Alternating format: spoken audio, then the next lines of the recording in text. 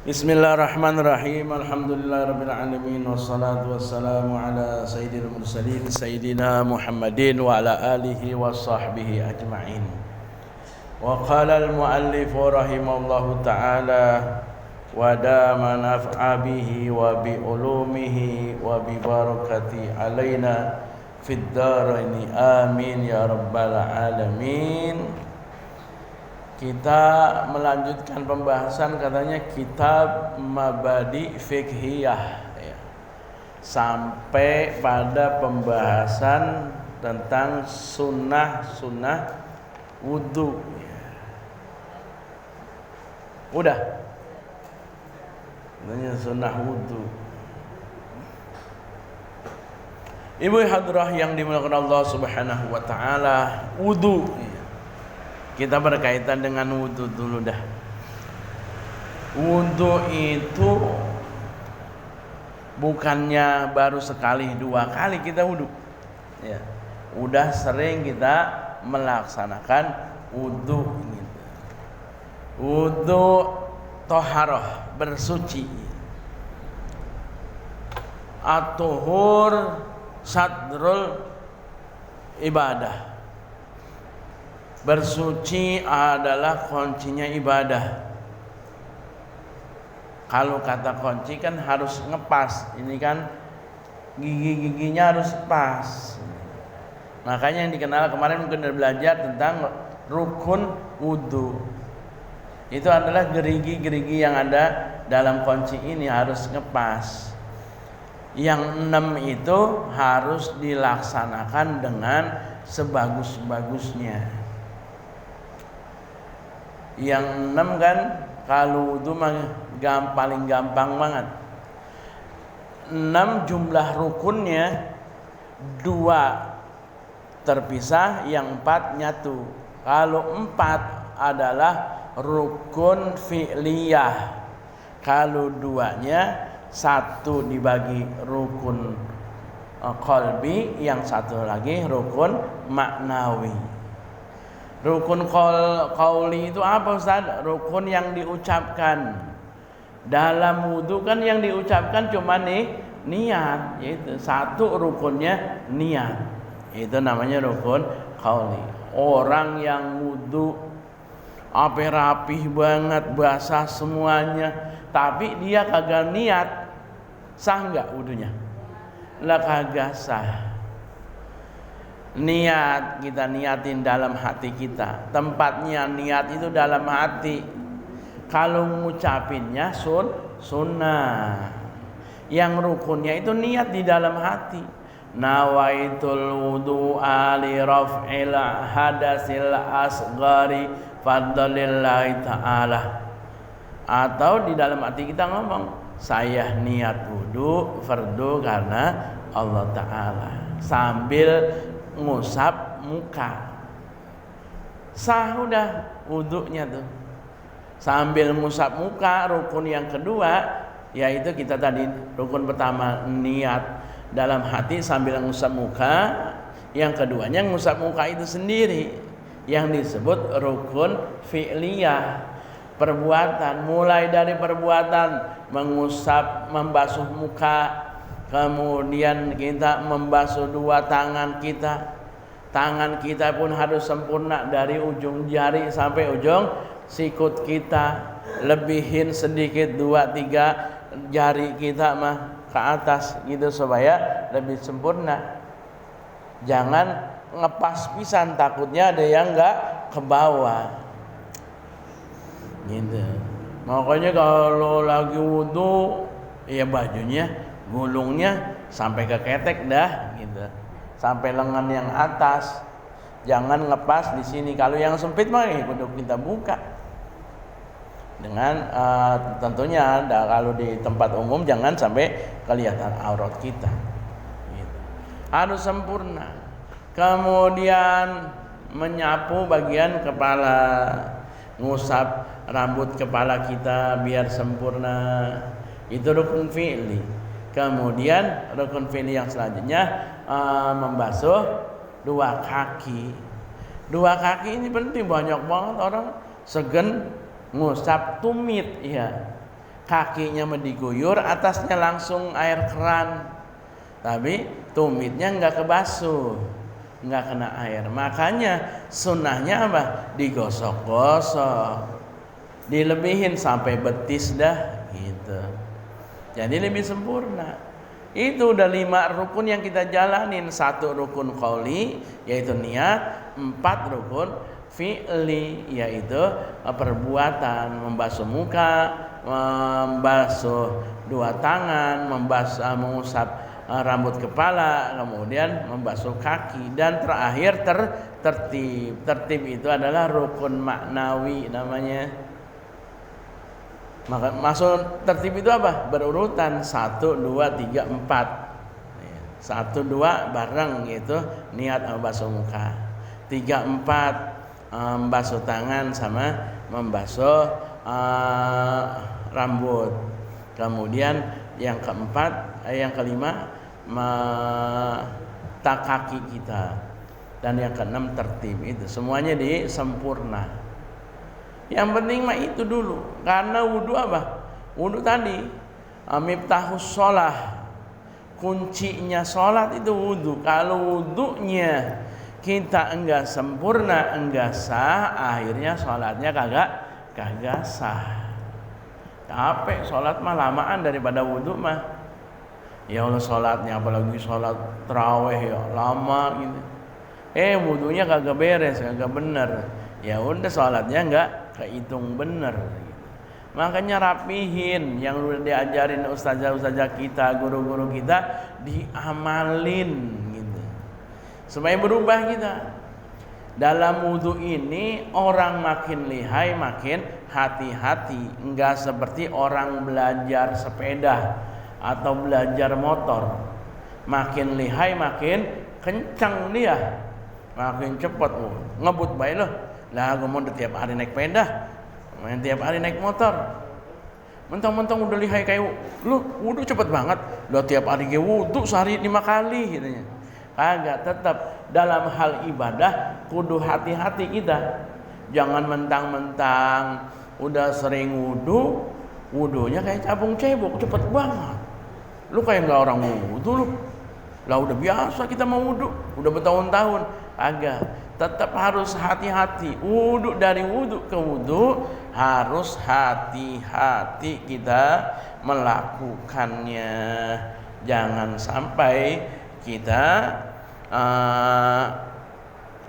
melaksanakan ibadah yang merupakan kunci daripada sholat ini kita abaikan begitu saja. Para jamaah yang dimuliakan Allah Subhanahu wa ta'ala, itu tentang wudu secara fikihnya. Ini kan wudu itu kalau kita lihat sudut pandangnya, dimensinya gitu. Wudu satu secara zahir dan batin. Secara zahir, wudu itu adalah membersihkan dan menyehatkan. Kalau zaman sekarang banyak orang-orang pakai kinclong, pakai serum, pakai apa lagi? Iya, merkuri apa tuh katanya? Iya pakai kayak gitu. Glow supaya glowing. Padahal wudu kalau ditinjau secara fisik, secara kesehatannya sangat manfaat. Paling tidak terutama untuk kulit. Karena wudu itu salah satunya membasuh hal-hal yang terbuka. Coba, dari 4 anggota wudu itu adalah biasa yang terbuka di antara kita. Muka, ya kan biasa kita. Misal yang pakai cadar juga ya. Kemarin di rumah mah kagak pakai cadar. Lagi masak mah enggak pakai cadaran. Iya, apalagi yang enggak pakai cadar, ke sono kemari aktivitas sehari-hari di dapur, di luar, yang kerjanya di luar, pasti tuh kalau ada kotor, ada apanya, kena matahari, kena debu. Begitu juga tangan. Ini tangan biasa sering terbuka. Begitu juga lagi kaki, apalagi kaki yang nginjak apa aja. Nah itu dengan wudu itu mengembalikan daripada siraman air itu kembali normalisasi kulit kita. Yang tadinya kulit kita udah kering, dengan wudu segar lagi. Karena apa itu? Kembalinya menghidupkan sel-sel yang tadi mati. Hebat banget Rasulullah 15 abad yang lalu. Syariat Islam dengan wudu itu udah memberikan jalan sehat untuk menjaga kesehatan kulit kita. Itu secara zahirnya, fisiknya. Yang kedua, bahwa wudu itu dimensi atau sudut pandang yang keduanya adalah secara lahiriah. Lahiriahnya apa? Satu, sebagai kafaroh, sebagai kafarat buat dosa-dosa kita. Kafaroh apa sih? Kafaroh itu tebusan. Iya, kafaroh itu tebusan dosa, penghapus dosa. Siapa di antara kita yang nggak punya dosa sama Allah Subhanahu Wa Taala? Banyak dosa-dosa kecil. Makanya ada istilahnya dosa, ada istilahnya salah. Kalau dalam bahasa Arab itu dosa itu kan dzunub,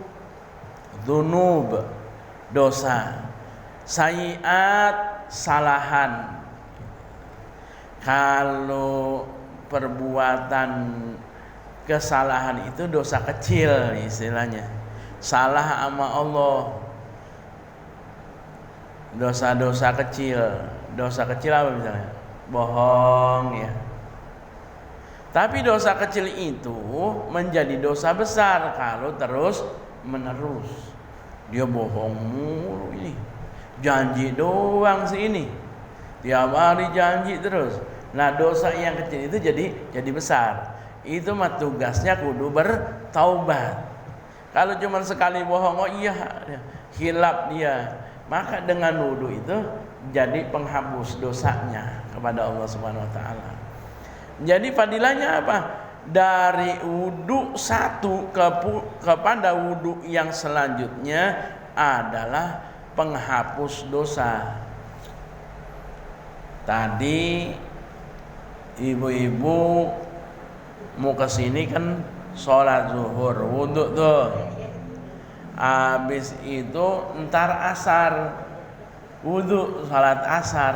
Maka antara wudu kita dengan wudu zuhur kita sama wudu asar kita itu adalah rentang waktu dihapuskannya dosa-dosa kita. Makanya sering-sering wudu, apalagi bisa menjaga kita dalam kondisi suci terus. Rasanya gua batal daripada cuma cuci muka sama cuci kaki doang, mendingan gua wudu. Nawaitul wudu'a, langsung wudu lagi dia. Itu selama hidupnya dia dalam keadaan wudu itu dihapuskan dosa-dosa kecilnya pada Allah Subhanahu Wa Taala. Jadi secara batiniah wudu itu penghapus dosa. Apalagi orang yang punya wudu kemudian dia nggak ada umur, ya udah dia meninggal dalam keadaan suci. Itu yang kita harapkan, langsung dijamin surganya oleh Allah Subhanahu Wa Taala. Orang yang mendapatkan kemuliaan dengan wudu yaitu Sayyidina Bilal bin Rabah. Sayyidina Bilal bin Rabah ini orangnya kecil, hitam, keling, bukan orang Arab. Sayyidina Bilal ini ketika Rasul sedang Isra Mi'raj, Sayyidina Bilalnya kan masih ada. Kemudian Rasul ketika Isra Mi'raj diperdengarkan suara sendalnya Sayyidina Bilal. Terompahnya topak di surga. Di surga itu udah didengar sama Rasulullah telapak sendalnya Sayyidina Bilal bin Rabah. Pas pulang Isra Mi'raj, Rasulullah tanya kepada Sayyidina Bilal, Bilal, amalan apa yang bikin engkau diperlihatkan sama Allah dan diperdengarkan daripada telapak sendalmu ada di surga? Enggak ada ya Rasul, cuman satu amalan saya, yaitu saya itu selalu berwudu dan menjalankan sholat sunnah wudu. Oh, sholat sunnah wudu kan ada sholat sunnah wudu. Kita azan di sini di Asakur, Allahu Akbar, kita berwudu. Kemudian di sini masih azan, kita wudunya udah selesai. Di rumah kita kan sholatnya, atau yang kita sholatnya di masjid, kita masih basah nih kulit kita bekas wudu tadi. Kemudian kita sholat 2 rakaat. Usolli sholata sunnata li syukril wudu. Saya niat sholat sunnah syukur wudu. Rakaataini 2 rakaat lillahi ta'ala. Baca kulhu, baca qul ya amma kulhu, udah 2 rakaat salam. Itu yang menjadikan Sayyidina Bilal mendapatkan pahala, dia masuk surganya Allah Subhanahu wa taala. Kita bisa melakukannya, mendapatkannya dengan cara melakukan itu. Habis azan ngedengar azan kita wudu, sebelum wudu setelah wudu kita sholat 2 rakaat. Usolli sunnata syukril wudu. 2 rakaat tuh. Terus sholat qobliyah mah beda lagi, kita qobliyah lagi 2 rakaat, baru dah sholat fardunya. Habis sholat fardu ba'diyahnya. Itu luar biasa. Jadi wudu itu bukan sembarangan. Jadi ada 2 dimensi sudut pandangnya. 1 secara kesehatan, 2 secara batiniah, yaitu penggugur, penghapus dosa-dosa kita. Makanya biasain wudu. Kenapa sih bisa menjadi penghapus dosa orang yang biasakan wudu? Jawabannya adalah orang yang punya wudu itu bisa menjaga daripada perbuatan dosa. Misalnya kita wudu dari rumah. Kalau saya makan biasa main air ya. Kalau dikit kaki basahin. Itu sekalian saya wudu. Batal wudu, langsung wudu lagi. Segar kalau ada kena air tuh. Orang yang punya wudu terus itu akan terkondisikan, terjaga dirinya dari melakukan perbuatan dosa-dosa kecil. Dosa-dosa besar apa lagi? Misalnya sayang wudu saya takut batal. Ini kalau lihat sesuatu yang haram aja, wah sayang, masuk gua punya wudu jelatan kayak gitu. Ketemu orang yang bukan muhrimnya mau salaman kayak sayang wudu. Kalau kita punya wudu mah enak. Kapanpun kita diambil oleh Subhanahu wa taala, kita dalam keadaan suci. Kalau dalam keadaan suci udah dijamin dah insyaallah. Makanya biasain wudu gitu. Jangan menjaga wudu misalkan. Tadlah saya kan biasa sholat subuhnya pakai wudu isya. Sholat isyanya cuma jam 3, sholat subuh jam 4:30, nggak sama aja itu mah bisa kalau gitu. Ini sholat pokoknya kalau kita tidur, kalau tidur juga wudu. Ya kan yang membatalkan sholat membatalkan wudu itu kan tidur ya. Tapi kalau kita mau tidur itu dalam keadaan wudu, maka enggak batal, walaupun kita tidur juga enggak dianggap batal. Maksudnya apa? Kapan kita enggak ada umur juga dan kondisi tidur kita dalam keadaan suci, kita terjaga daripada mimpi-mimpi yang buruk, kesemsem suka ke apa yang suara-suara tuh ngimpi ngigo apa namanya? Iya, ngigo, terus yang kalau ngimpi apa ke suara-suara apa sih namanya itu? Itu. Itu dihindari dengan wudu. Dengan wudu kita biasakan. Jadi 2 dimensi. Jadi pada intinya wudu itu adalah penggugur penghapus dosa antara wudu satu dengan wudu yang lain. Kemudian apa, paling enggak kita dalam berwudu itu, tadi kan niat mah udah menjadi wajib. Jangan lupa baca bismillah. Paling enggak bismillah. Apalagi lengkap bismillahirrahmanirrahim. Kalau kita misalnya belum waktu mau buka kerannya atau kita mau membasuh tangannya bismillah. Niat mah kan lain pas membasuh muka ya. Ini bismillah itu penting, jangan ditinggalin.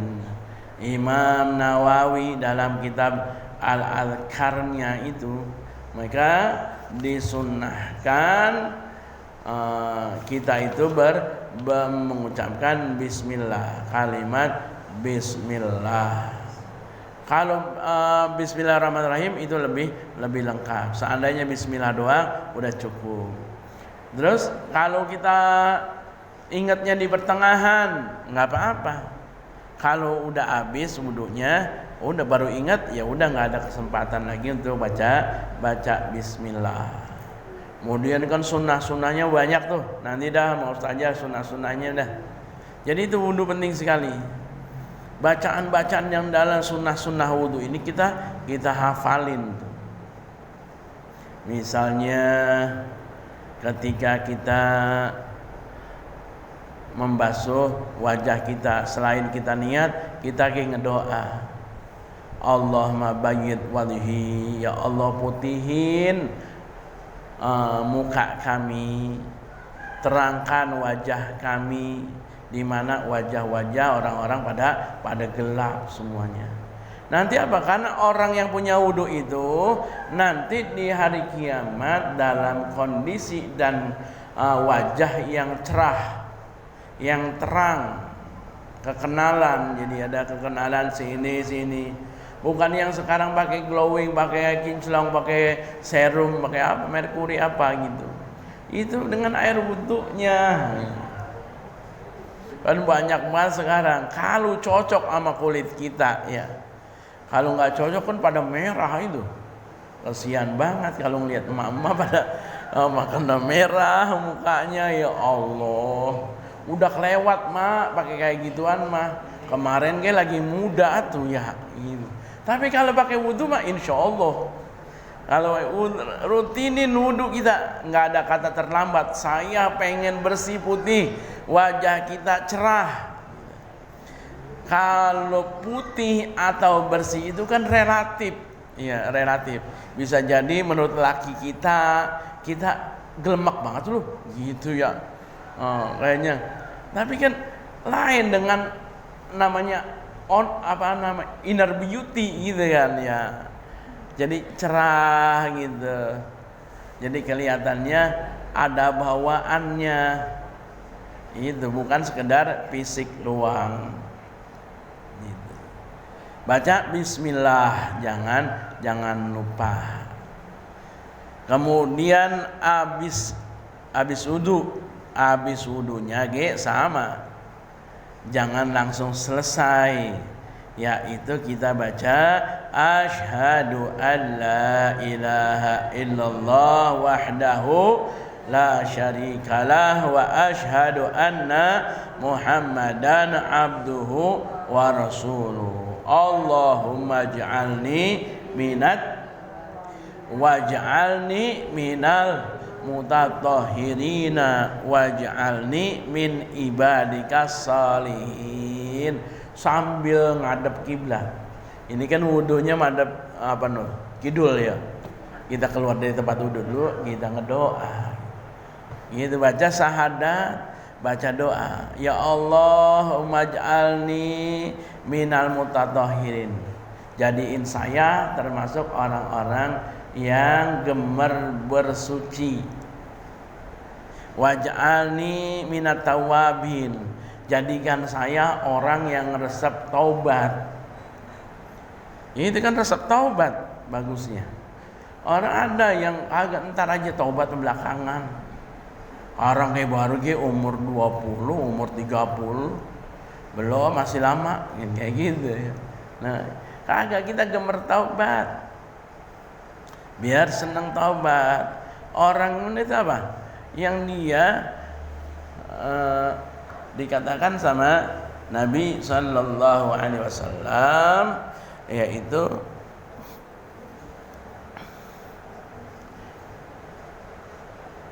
setiap orang itu punya dosa, punya salah.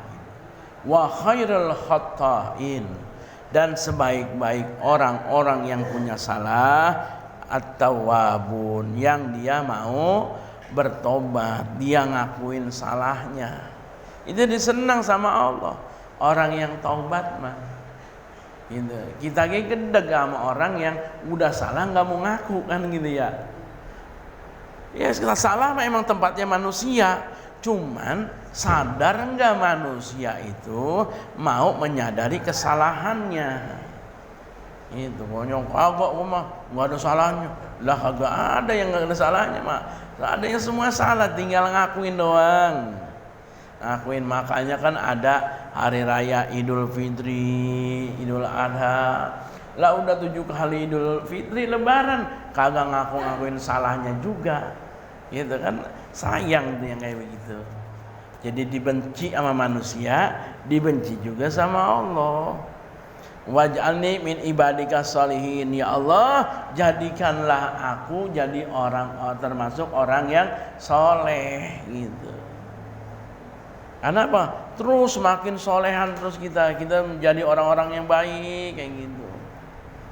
Itu yang harus kita baca. Kata Nabi SAW, man tawaddo'a, siapa orang yang wudu, kemudian dia faqala, dia mengucapkan asyhadu alla ilaha illallah wahdahu la syarikalah wa asyhadu anna muhammadan abduhu wa rasuluh.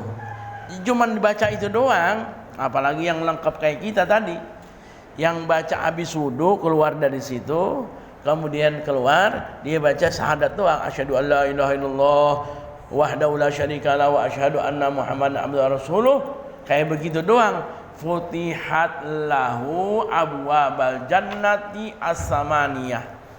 Allah langsung ngebukain pintu surga yang 8. Pintu surga itu 8. Dibuka semuanya buat orang yang wudunya bagus, kemudian baca syahadat. Kemudian kata Allah SWT, min ayyiha yadkhulu. Yadkhulu min ayyiha sya'a, terserah dia mau masuk pintu yang mana. Udah dibukain pintu surga yang 8. Mau pintu Firdaus, mau pintu Darussalam, ya terserah itu.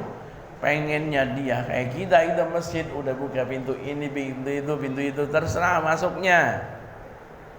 Berarti kan orang yang wudu kemudian ngedoa baca syahadat itu udah dibukakan pintu surga. Cuman kita belum ngerasain. Kalau pengen ngerasain ya udah, syaratnya masuk pintu surga mati dulu. Lah iya, kita mati doang. Habis wudu baca syahadat mati dah. Wah, kelihatan pintu surganya kita, jalan kita. Benar ya Allah gitu. Ini pintu yang kau sediakan itu. Mudah-mudahan kita amalin dah itu. Ini kan ngaji nggak banyak amalan-amalan itu. Iya, pengen nih sekarang nih kalau di majelis, ntar aja sampai rumah lupa ya. Iya, kita biasain, makanya kita niatin. Kalau kan istilahnya ada kepengen, terus diniatin yang kuat. Gitu.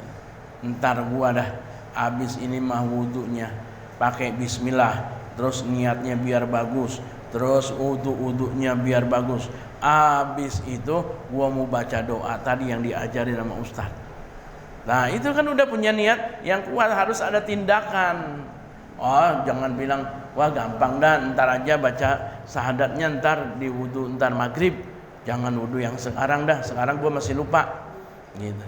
Jangan kayak begitu. Kita harus punya namanya tekad azam yang kuat gitu supaya kita bisa melaksanakan wudu itu. Itu yang dapat Al-Fakir sampaikan majlis kita pada malam hari ini. Mudah-mudahan manfaat. Sebelum ditutup majlis ini, silakan ada yang mau tanya tentang majlis yang barusan disampaikan atau yang lainnya, dipersilakan.